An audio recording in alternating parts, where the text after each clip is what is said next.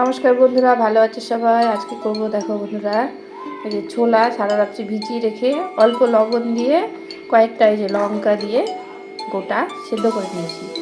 এটাকে করব এই যে পেঁয়াজ কুচি আর গোটা রসুন দিয়ে ফোড়ন দিয়ে কষা, ছোলা কষা, জিরে ফোড়ন দিয়ে কড়াই বসিয়ে দিয়েছি। তেলটা গরম হয়ে গেছে, দিয়ে দেবো জিরে ফোড়ন, দিয়ে দেবো রসুনের কোয়াটা, পেঁয়াজ কুচিটা,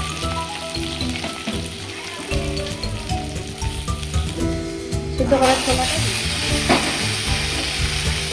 অল্প জলটাই দিয়ে দেবো, পরিমাণ মতো হলুদ, অল্প লবণ দিয়ে দেবো, সেদ্ধ করার সময় লবণ দিয়ে দিলাম।